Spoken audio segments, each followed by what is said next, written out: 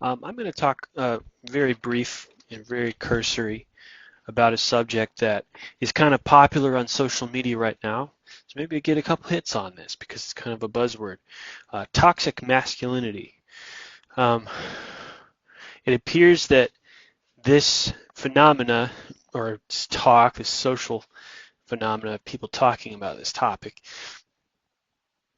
started coming up during the presidency of Donald Trump. I wonder why.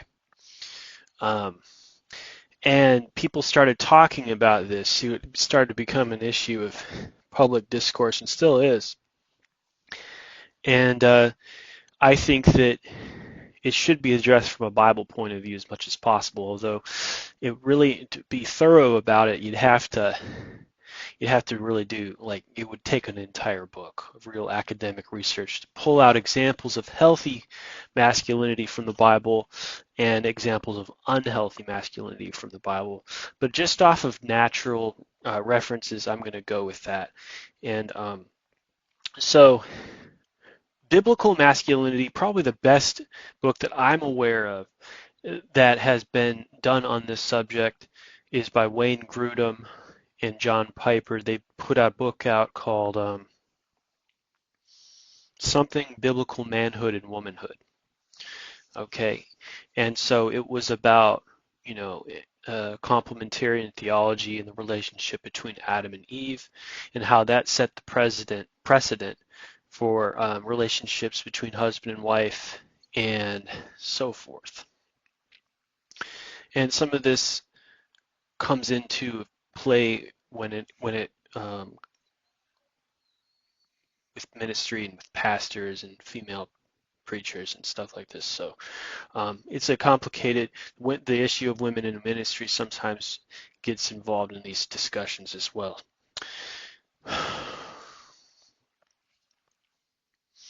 There is a crisis in identity over the definition of manhood in American culture specifically.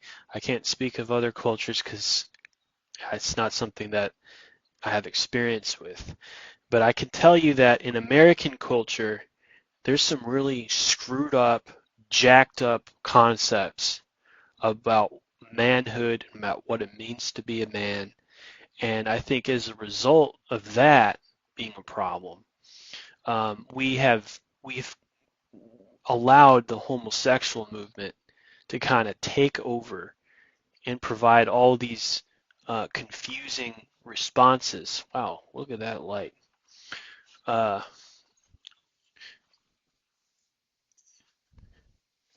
bring all these confused responses um, and, uh, and just confusing things even more.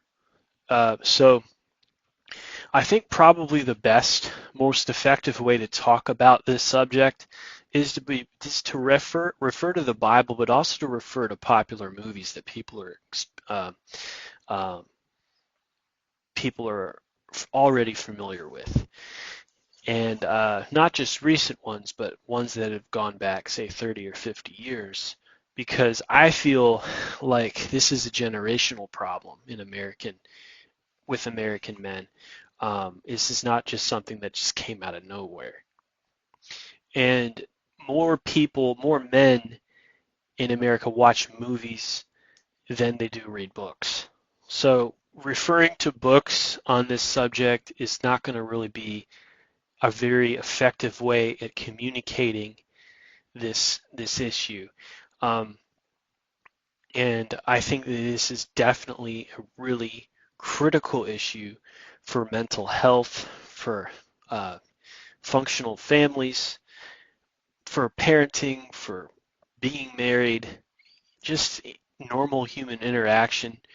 Um, we've got some major problems in the United States about how to be a man, what is a man, defining what a man is, how a man is supposed to act.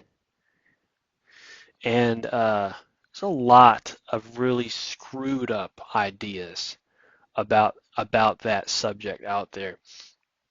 Finally, this phrase started surfacing about I would have to say about 5, 6 years ago, toxic masculinity. And there's been a book written about it, and uh, people have pointed at people like Donald Trump and say he's an example of toxic masculinity.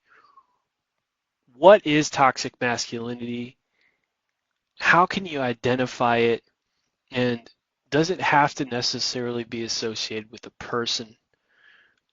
Can a person change? Can a person decide not to be toxically masculine? Can they demasculinize themselves just a little bit? Or do they have to hold on to this definition of masculinity? Do they not have to demasculinize themselves in order to be balanced? Maybe the issue isn't demasculinizing. Maybe the issue is the fact that you've got a screwed up, warped understanding of what masculine is. So there's a lot of misdefinition, I believe, about manhood that has erupted and eroded the nature of manhood in American culture specifically. I can't explain where this came from.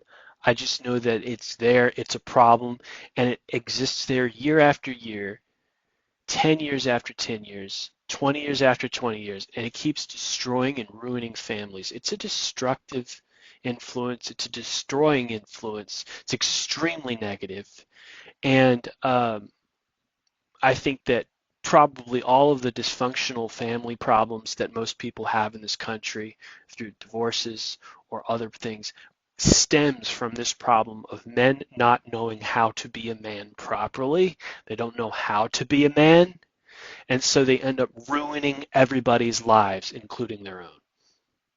They might succeed in accumulating money from their business activity, but they ruin their lives in every other area because they can't figure out how to be a man.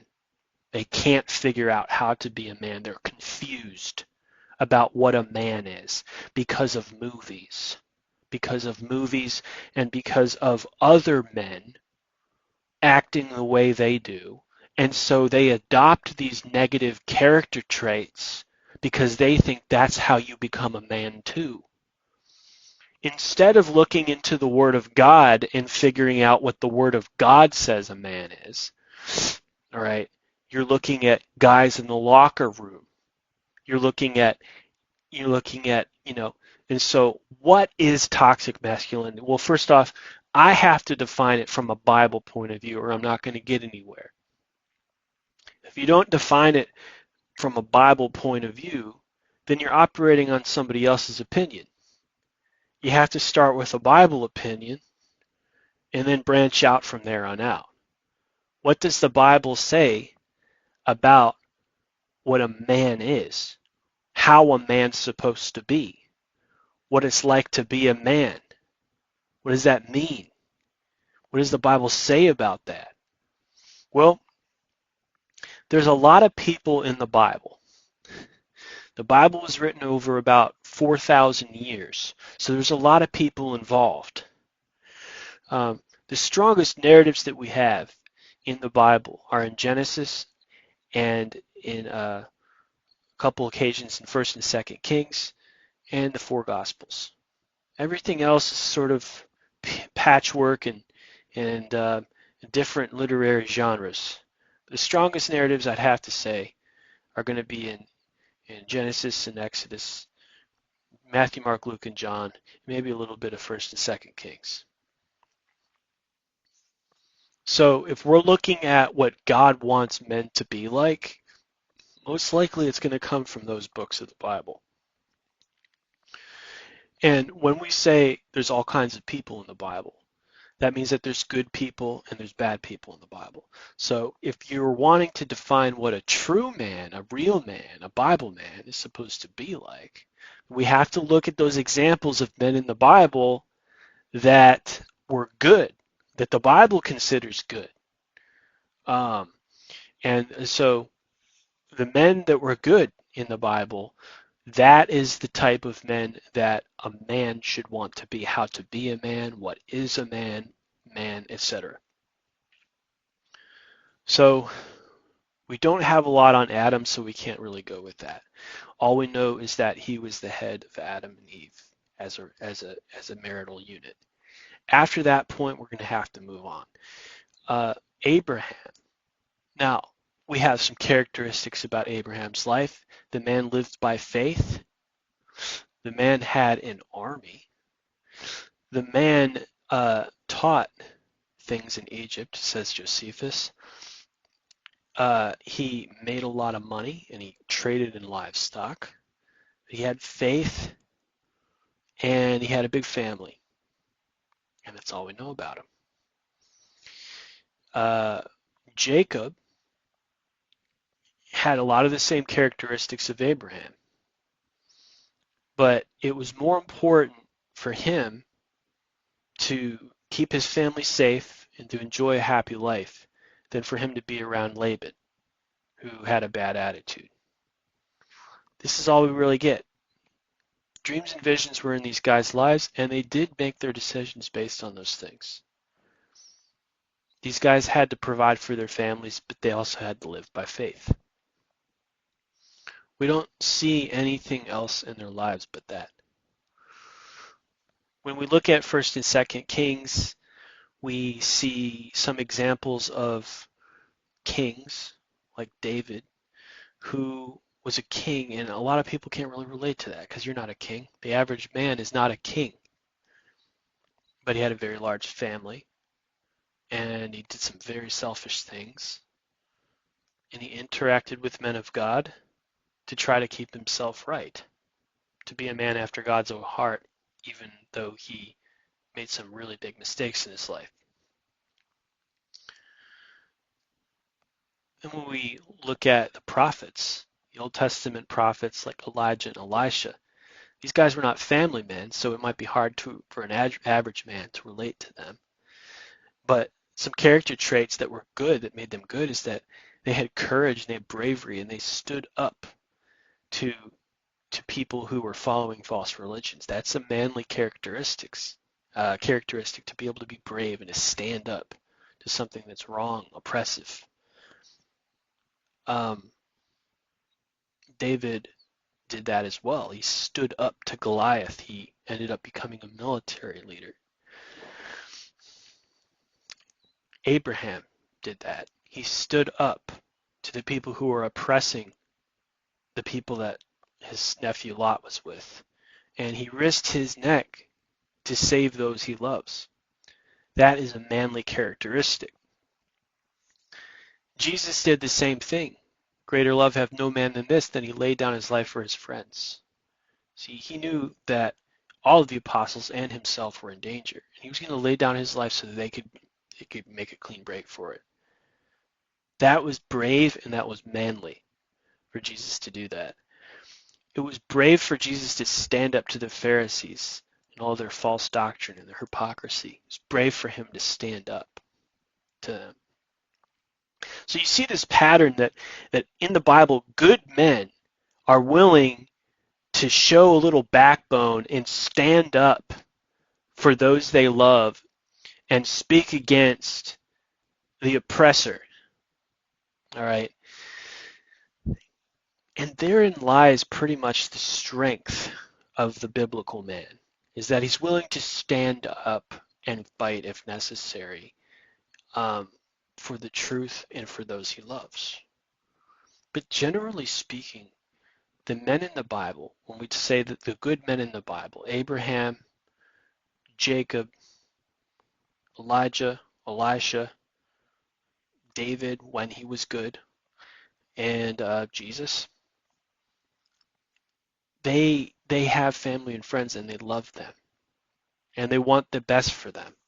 And they will stand up to people that get in their way and cause them trouble. And they will do everything they can to protect them from harm because they want them to be feeling a sense of relative emotional safety. And this is essentially what I see. This is my understanding of a good biblical picture of a man. He has family and friends that he loves. He stands up to people who would bring them trouble. He extends his wings as arms of protection around them. Um, he is willing to fight um, to keep the evil and destructive influences away. And I would also add one other thing in, and that is that the biblical father teaches his children the commandments of God, it says in Deuteronomy. He teaches them as they walk along the way. And he's a teacher as well. So to me, that's what I see as biblical characteristics of good men. They're brave, they stand up to oppressors, they protect the ones they love, and they instruct their children in the ways of God. And I would also say this, they instruct their children in ways of business so that they can take care of their financial needs. So there's protection, there's bravery, there's love, and there's instruction going on with the biblical picture of the man, the good man. So how do you be a man? That would be it. That's how you be a man. And that's how a man ought to be. Unfortunately, let's come out of the Bible now and let's look at the way 21st century American men think about how to be a man. Okay? It's not like that at all. All right? We're dealing with something totally different when we look at the way American culture, 20th century American men, 21st century American men look at the concept of the man. Well, number one, they're not going to be looking to the Bible for this concept. They're going to be looking at movies, and they're going to be looking at people from high school or from college or from the workplace, and they're going to compare themselves by themselves. And that's how they're going to come up with their idea of how to be a man. It is a worldly concept, is an earthly concept, is a popular opinion, popular culture concept of how to be a man. How has manhood generally been defined in American culture in the past 100 years? Since 1923 all the way up until 2023, how has American manhood been exemplified in movies? We all understand that men watch movies. They don't read books half the time. Movies is what they do. Well, what is a guy movie? An action movie. Okay? So a lot of these concepts are coming out of action movies. Okay? Now, some people might look at a person like Arnold Schwarzenegger or Sylvester Stallone or Bruce Willis and say, this is where all of our ideas have come from of how to be a man. No. Because I don't see these toxic characteristics in any of those guys. I see that they're strong and they're masculine and they have muscles and they're willing to get involved in military type activities and fight and kill if necessary. These characteristics are with these characters. But I do not see toxic masculinity in these characters. I see military type characteristics with them.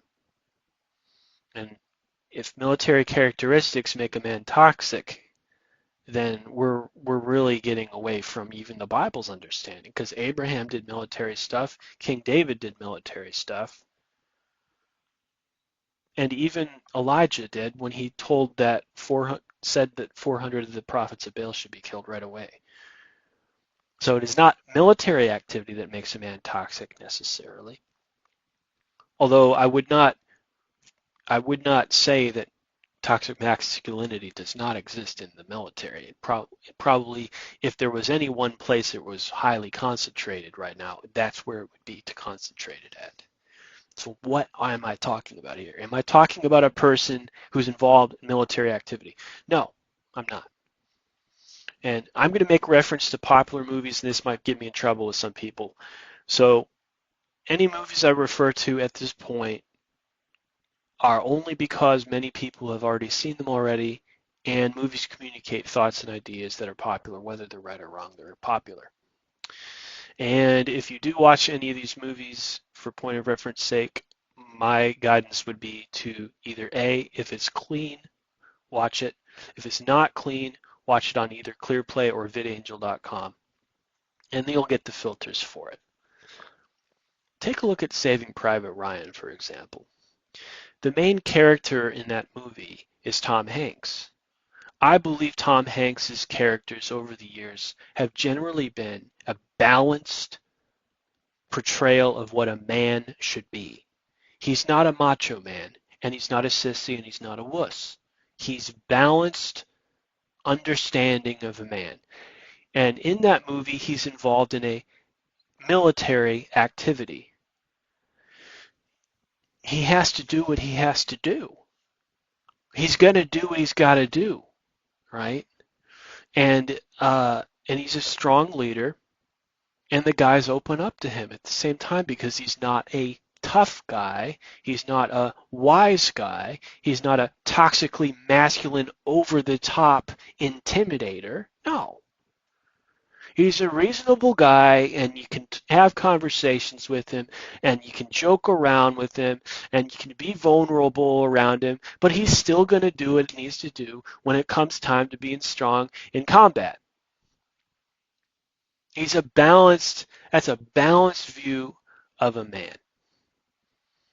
The same could be said of Kevin Costner's movies. Kevin Costner had a balanced character that he had about being a man. Say the movie The Untouchables, or Robin Hood, or Field of Dreams. That is a balanced picture of him. He's not a sissy, he's not a wuss, and he's not a super hardcore, intimidating, I'm going to rip your head off macho man. He's balanced. He's a normal man. He's reasonable. He's funny. He's humorous. You can open up to him. You can have conversations with him. He's a man. He's strong, but he's a man, and he lives by faith. Another huge, for the longest period of time, Jimmy Stewart was the picture of the American man. What every man ought to be would be like Jimmy Stewart. It's a Wonderful Life, and he was in tons of movies because he was the man. He was what American men aspired to be. He's not a sissy, he's not a wuss. He's not a super high testosterone man. He's in the middle. He's balanced. He's a balanced man. And, women are attracted to that. He was the leading man in many romance movies. Women are attracted to that. Tom Hanks was the leading man in several romance movies, and the same could be said of a few of Kevin Costner's movies. If a man is chosen to be a leading man in a romance movie, it is usually because he's a man. He is a gentleman. He's not a macho man. He's not a tough guy. He's a gentleman. Okay? And a gentleman is not a sissy or a wuss. He's strong enough to be brave to protect those that he loves. But also at the same time, it's not like he's going to not be vulnerable at times. He has the full spectrum of human emotions at his disposal. He doesn't say, I'm going to cut this part of my psychology off because I won't need it anymore. All right? So what kind of unhealthy models are we dealing with today? Through popular media, through movies. Donald Trump is an absolute example of a toxically masculine, macho man, bully. And this is why people are talking about this topic now. Okay? Notice where he comes from. He comes from New York City. He comes from mafia culture. Okay? The same could be said of Scarface. All right? New York City, mafia culture. Look at the movie Copland. All right? It's not the humble Sylvester Stallone who's the macho man. It's Harvey Keitel. And at times it's Robert De Niro who's the macho man in that movie. The tough guy, the wise guy. Joe Pesci in Goodfellas. Again, New York City gangster culture. Is gangland too tough for you? I'm tougher than the toughest of the tough type attitude. All right. We're not talking about Arnold Schwarzenegger, and we're not talking about Sylvester Stallone and guys who are muscular and strong, but who have a vulnerability. We're talking about, usually we're talking about the toughest of the tough from New York. Joe Rogan. He's this new person who's all built up on muscle and shaved his bald head. What is this? What are we looking at here? We're looking at a manifestation of toxic masculinity, right? Bullying, martial arts, muscles all over the place, absolutely no sex appeal, no vulnerability, no no reasonableness, just insults coming out all the time. That is toxic masculinity. It's an outpouring of abuse and insults and I'm too tough because I'm toughest of the tough. So tough that if you were to touch my face, you would literally feel a tire. Like I'm like rubber. I'm like my skin is so thick that it is the rubber off of a semi-truck tire. I am so tough. I'm the toughest of the tough. I'm like the Michelin man. I'm so tough. The Michelin man with the frown. Just nothing but tires. Um, Now, this is what I'm talking about here. I mean, toxic masculinity is so tough. And it's like having a steak. It's just, man, this steak is tough. I can't eat this. There's no moisture, no fat. It's just a tough meat. This meat is tough. It's not cooked right. There's a bad consistency. There's an old black and white movie called Gaslight. The main character man in that is this Hispanic guy. He's really macho and he really controls and abuses this woman. That's a toxically masculine person. And usually it's the criminals that act like this. Criminals that are connected with mafia. So tough. But not always. Sometimes it's the bad cops that are portrayed this way. Look at NYPD Blue. This was a TV show that came on in the 90s. There was a character there, Spicuzzi or whatever. This fat guy who was so tough you'd never come near him. Nary. So tough. Toughest of the tough. This tough, so tough attitude is what I'm talking about. But it's also associated with stoicism. I am the tough, stoic man. And sometimes you'll see this in the Western movies. The Western movies, sometimes True Grit, John Wayne, this Western, so tough to be tough that he has to be stoic. There's a stoicism. Strong men, real men don't ever cry. This idea of the real man never, ever cries under any circumstances. You can't cry. You can't feel sad for anything because that makes you weak and therefore not a man.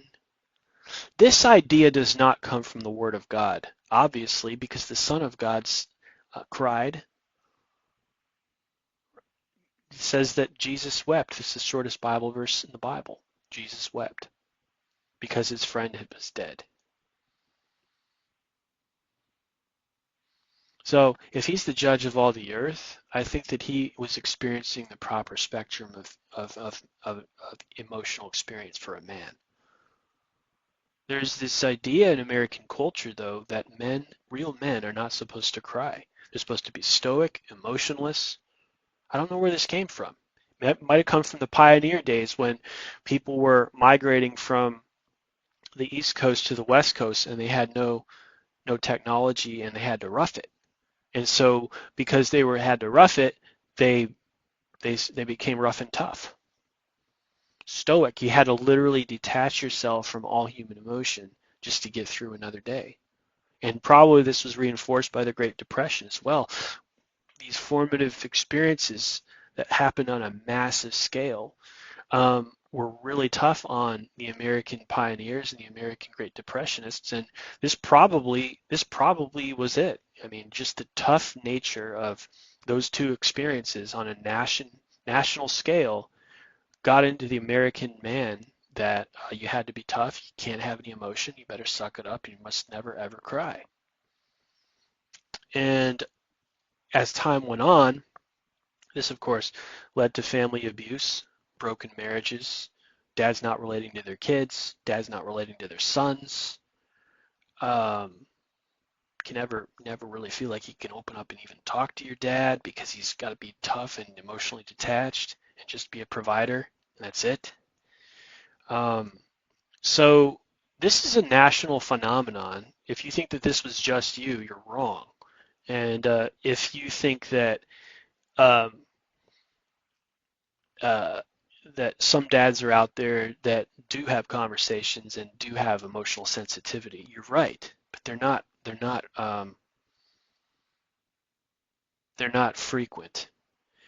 Um, and it's a sad thing that we have allowed the Word of God to get so out of this area of human life um, that we suffer for it every day. This whole culture suffers from it every day, and we even have allowed a person like Donald Trump, with his all of his nastiness, to become a leader of this country. And now we're even looking forward to him being a leader again. Why? People might switch the pendulum around and say, look at Mr. Rogers, how much more we need people like him. In a way, but that might be flipping it way too much to that end. I mean, Tom Hanks played the role, I got it, but Mr. Rogers was a little on the sissy side. Okay, I'll admit that. He was. He was a little bit on the sissy side. But I never grew up thinking about him as a sissy, as a little kid. He taught me valuable lessons about being nice to people and following the golden rule. And I think a lot of guys my age growing up, well, kids, boys my age growing up, understood that much. But we need to have some sort of a balanced understanding of manhood. It starts in the Bible and moves out to more maybe leading man type roles in romance movies and TCM. I mean, you see a lot of this.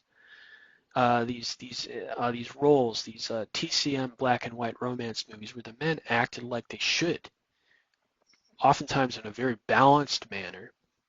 They protect the ones they love, and they laugh, and they cry when they need to, and I mean, but they're not sissies, and neither are they so jacked up on testosterone that they smell like kerosene is coming out of them.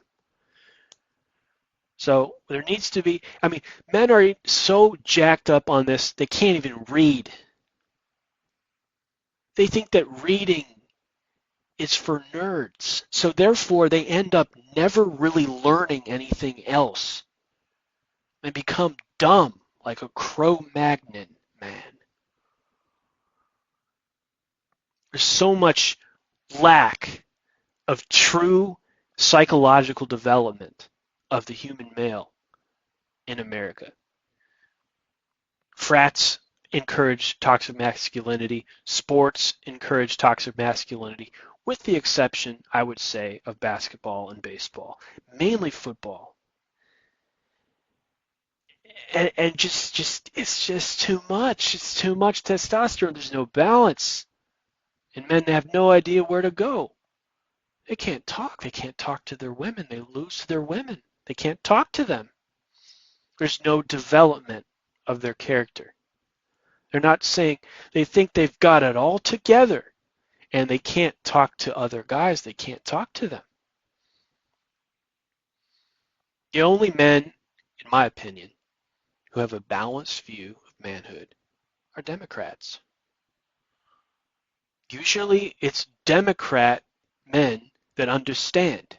They understand this, unless you're Jimmy Stewart. And that was from a different time period. But Tom Hanks is a Democrat. Barack Obama is a Democrat. Kevin Costner is a Democrat. It's always Joe Biden's a Democrat. You don't have to believe, I'm not saying you have to agree with everything Democrats believe in, but one thing they got right is how to be a man. They know what a gentleman is. But it seems that a lot of these people in the Republican crowd, they've gotten into the hypermasculinity with Donald Trump. And they've completely lost their moorings on how to be a man. It's sickening, and it shouldn't be that way. Um, Video on macho men and gentlemen again, because I just had a dream about that, and I feel like the spirit wants to emphasize it, so I'm going to drill into that again. I did a video on that on Biblical Economics 56. So this is going to be gentlemen versus macho men, part two. I believe that this is a serious spiritual problem uh, in American culture today, extremely serious, um, and it's not going away. It's going to be here long after I'm dead because it was here long before I was alive. This is an old spirit, and it's a clear. I mean, the fact that men can be put into two categories in culture. A person can be called macho, and a person can be called a gentleman. The fact that people can even be, guys can even be put into these categories shows that this has been going on, this distinction among men has been going on for a very, very long time. In fact, why don't we look at some of the etymological dictionary words?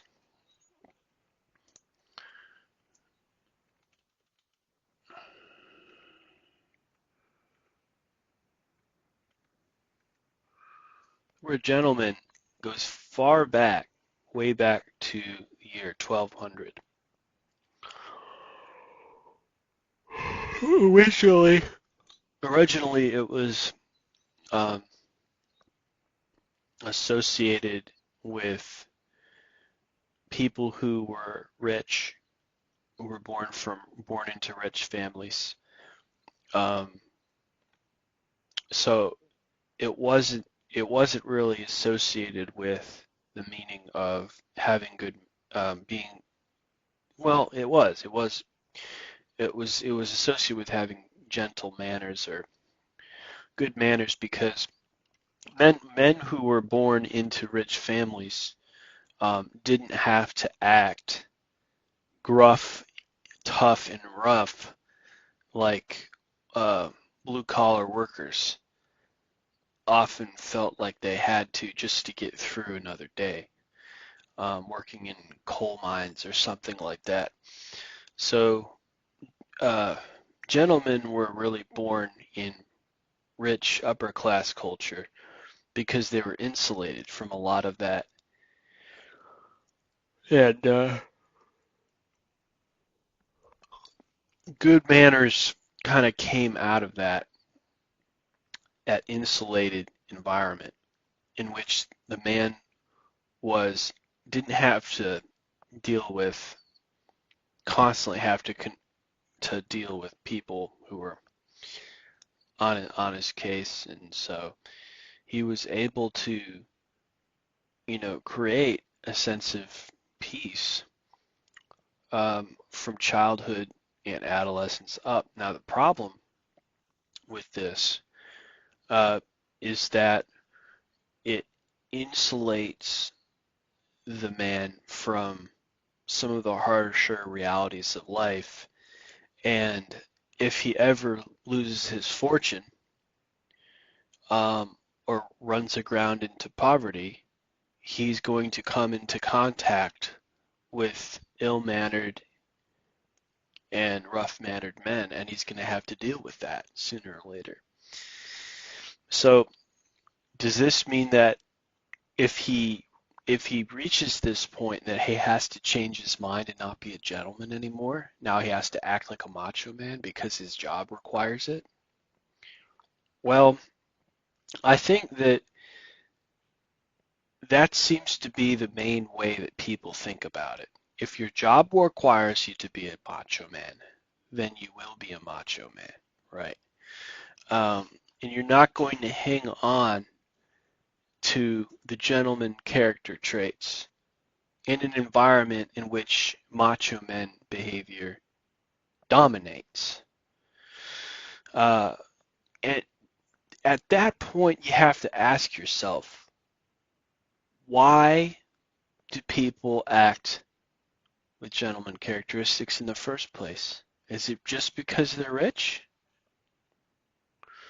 The English word gentleman, uh, from the beginning, also had a special sense of a nobleman whose behavior conforms to the ideals of chivalry and Christianity.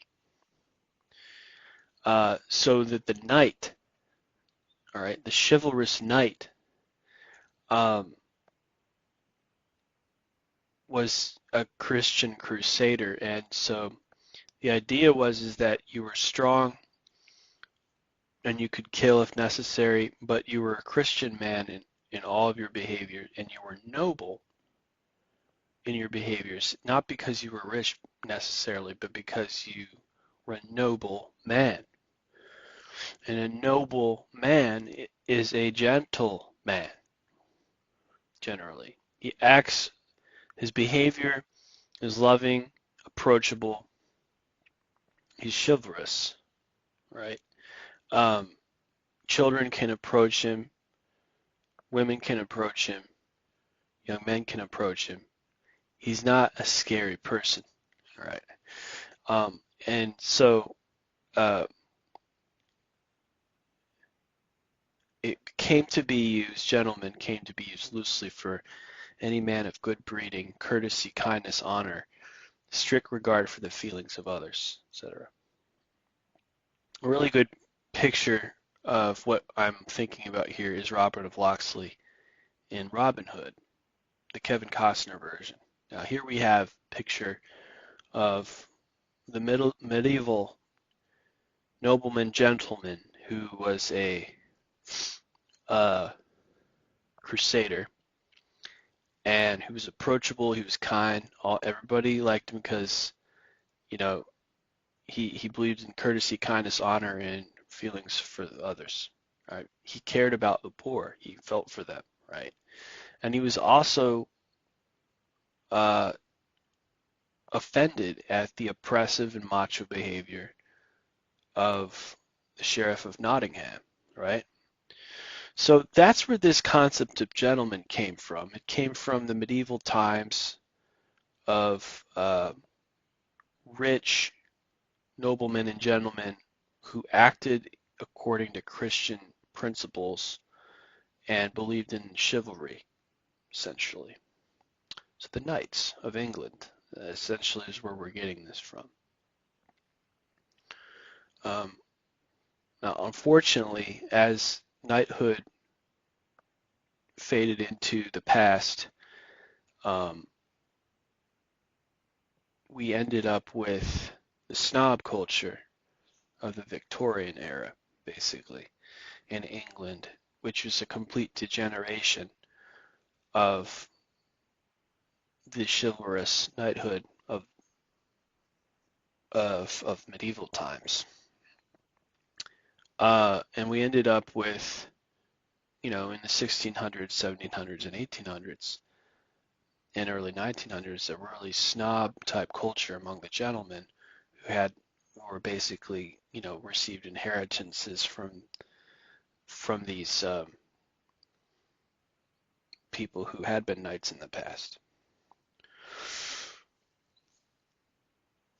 Now, a macho man was conversely anybody who was not of that culture, right? So you would be men working in coal mines and, you know, blue collar workers who just were unrefined and not properly taught the principles of chivalry, not properly taught what it meant to be knightly, and uh, and so they are gruff, rough, and basically fighters. If you think of a fighter, right? A pugnacious pugilist, right? You think of somebody like Rocky Balboa. I mean, think, well, Rocky Balboa has knightly characteristics about him. That's true. Um, but that might not necessarily be the best example. Probably more like Mr. T, okay? In the Rocky movies is what we're talking about. It was just a really arrogant uh, person, okay? Forget which Rocky movie he was in.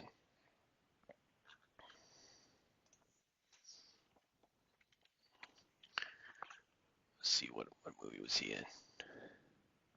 He was Clubber Lang, okay? Uh,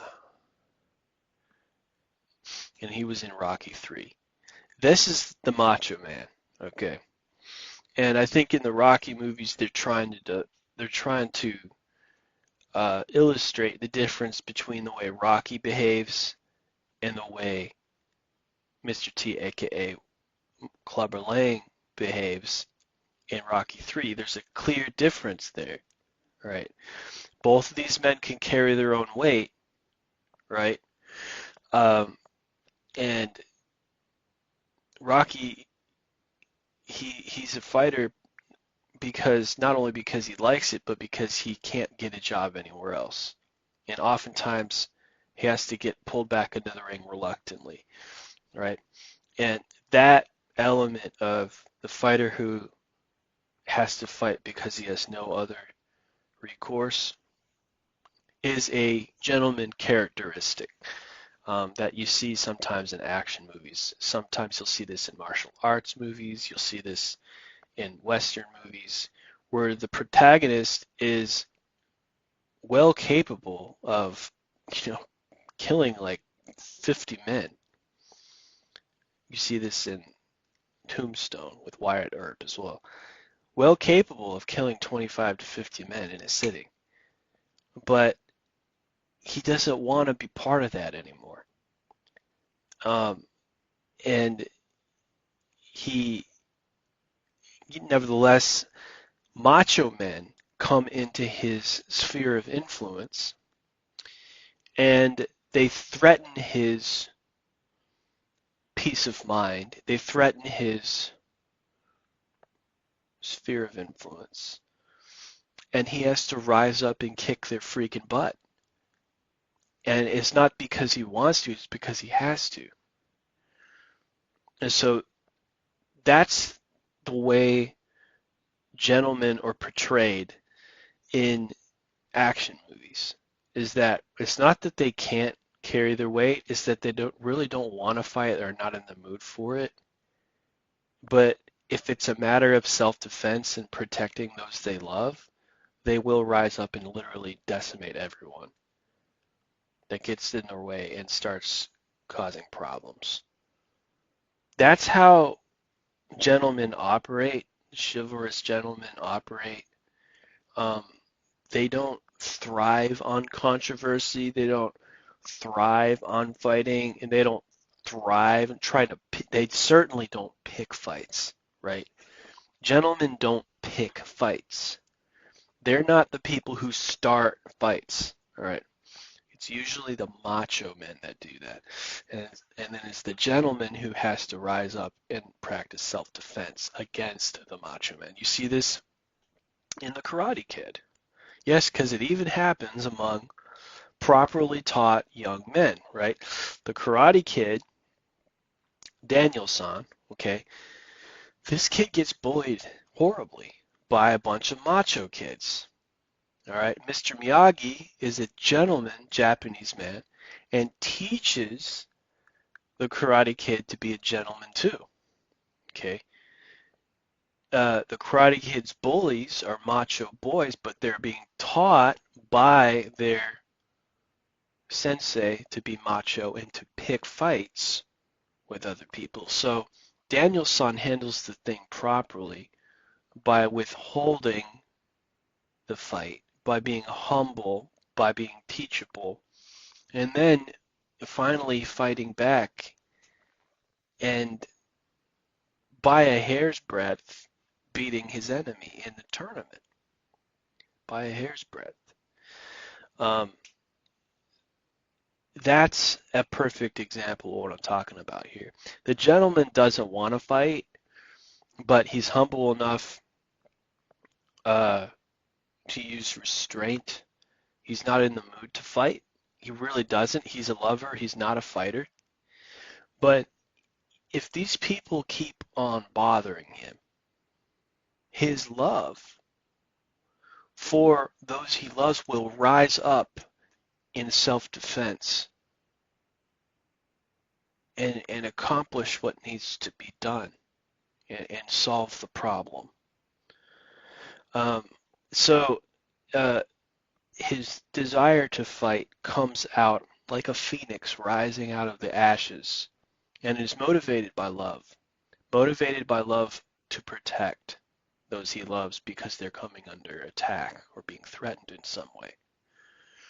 Um, and so the gentleman, it's not that the gentleman never fights, it's that he hates fighting and would rather spend his days living his life with those he loves, enjoying life. But now, what's this? A macho man comes and threatens his peace. And so he must rise up and destroy the macho man so that he can return back to life, to return back to peace. This chivalrous attitude essentially is what should be the attitude of every soldier in every military department in the United States. It should be a chivalrous gentleman attitude.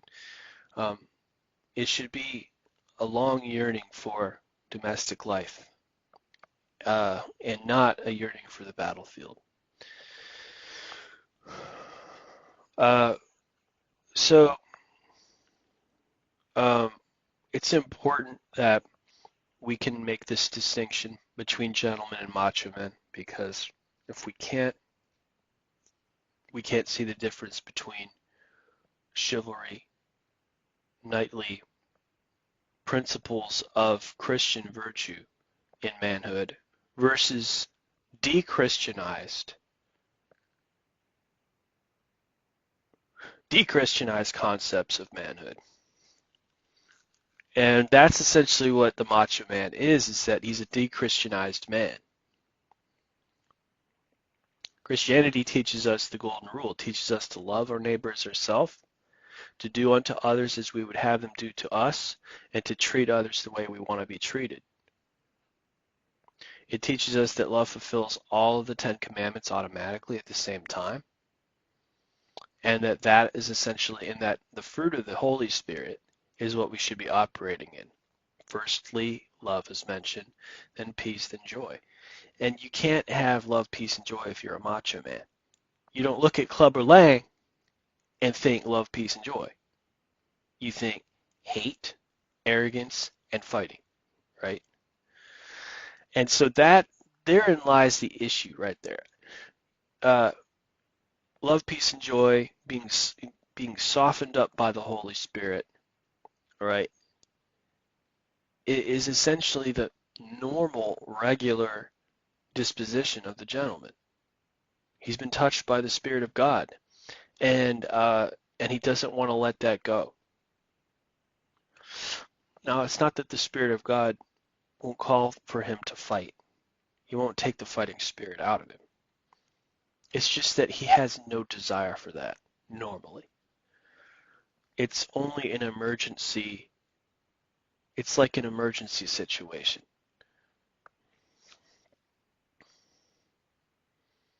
People who pick fights with people who are not pugnacious, people who pick fights with gentlemen, people who are against the arts, who are against good music, who are against technology, who are against reading, who are against just enjoying life, having light conversation, camaraderie.